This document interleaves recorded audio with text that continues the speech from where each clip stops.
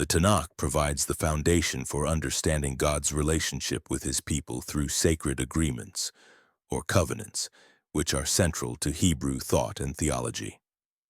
This discussion aims to explore these covenants, which are not just contracts, but relational bonds established by Yahweh with his chosen people, reflecting his sovereignty, grace, and faithfulness.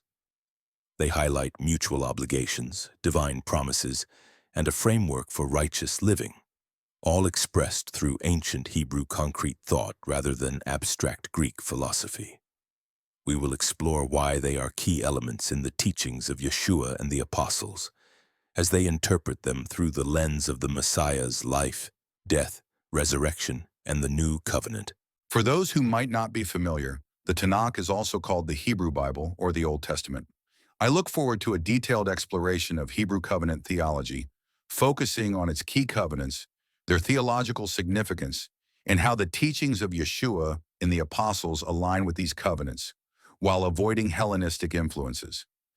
I think it is important first to define and describe the nature of a covenant in Hebrew thought. The Hebrew word for covenant is berit, which refers to a solemn agreement between Yahweh and his people, often sealed with rituals like sacrifices or signs such as circumcision.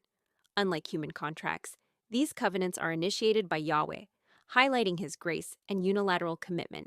Even though they often include human responsibilities, they are highly relational, reflecting Yahweh's desire to dwell with his people and establish them as a holy nation, as in Exodus 19:5-6. Covenants in Hebrew theology are based on concrete actions and historical events, not abstract philosophical ideas, aligning with the tangible, experiential worldview of ancient Hebrew thought. Hebrew covenant theology revolves around several key covenants, each advancing Yahweh's redemptive plan and shaping Israel's identity.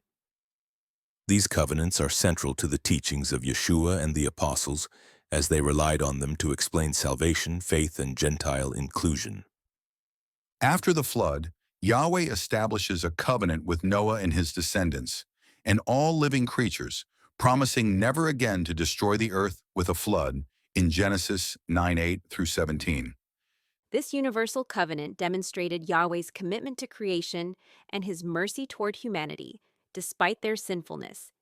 It establishes a stable world order, setting the stage for future redemptive covenants. It emphasizes Yahweh's unilateral grace, as no specific human obligation is required beyond the general call to righteousness stated in Genesis 9:1-7. In Genesis 12:1-3, 15:1-21, and 17:1-14, Yahweh calls Abram, who later becomes Abraham, to leave his land, promising to make him a great nation, bless him, and bless all nations through his descendants. The covenant is formalized through a sacrificial ritual in Genesis 15 and was sealed with the sign of circumcision in Genesis 17.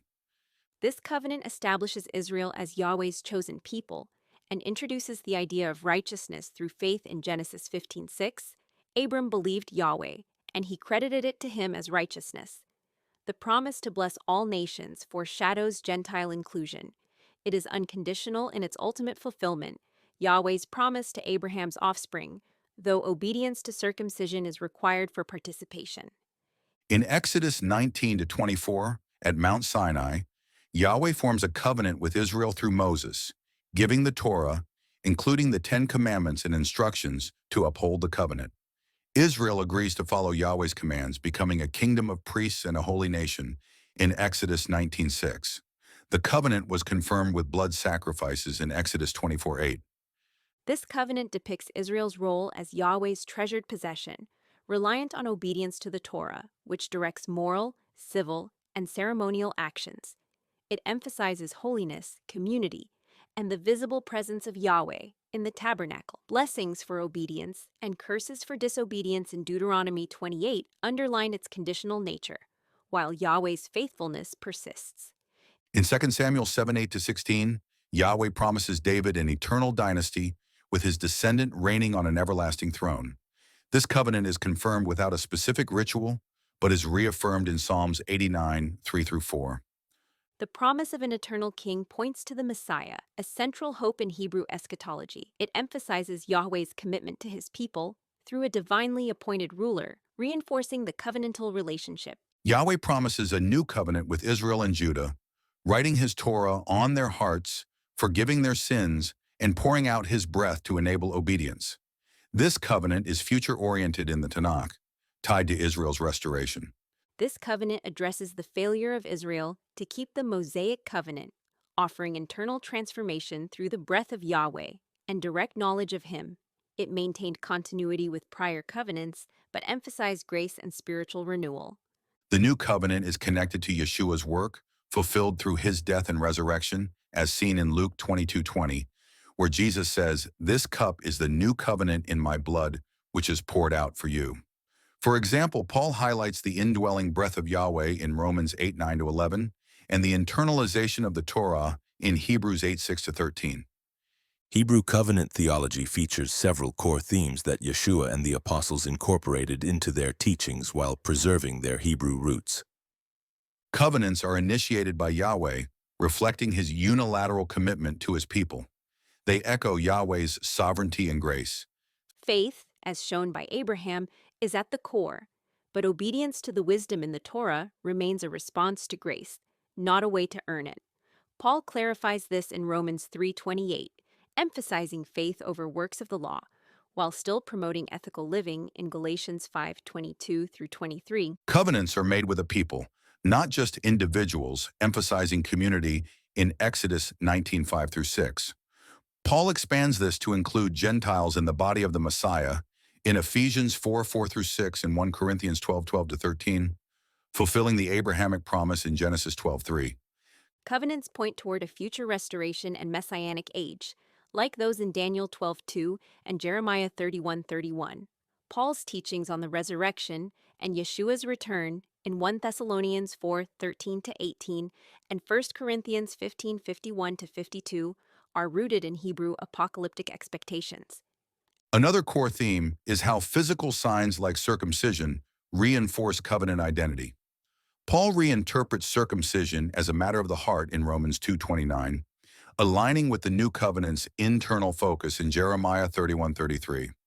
The ante-Nicene period from 100 to 325 AD experienced a shift from Hebrew to Greek, influenced theology, partly due to anti-Semitic attitudes that separated early Christianity from its Jewish roots. This caused some church fathers to incorporate Hellenistic ideas, weakening the clear, covenantal focus of Hebrew thought. Yeshua and the apostles, however, remained rooted in ancient Hebrew theology, as seen in their reliance on Tanakh scriptures and divine revelation. Hebrew covenant theology forms the foundation of Yeshua's and the apostles' teachings, highlighting Yahweh's gracious initiative, faith-based righteousness, collective identity, eschatological hope, and spiritual transformation through the breath of Yahweh. For example, Paul's gospel, received directly from Yeshua in Galatians 1:11-12 and 1 Corinthians 11:23, reinterprets these covenants through the Messiah's death and resurrection, expanding their promises to all nations while remaining deeply rooted in Hebrew thought. By concentrating on the Tanakh and avoiding Hellenistic influences, the teachings of Yeshua and the apostles preserve the concrete, relational, and historical core of Hebrew covenant theology. If you listeners have areas of interest you'd like to explore further, questions or comments, please let us know.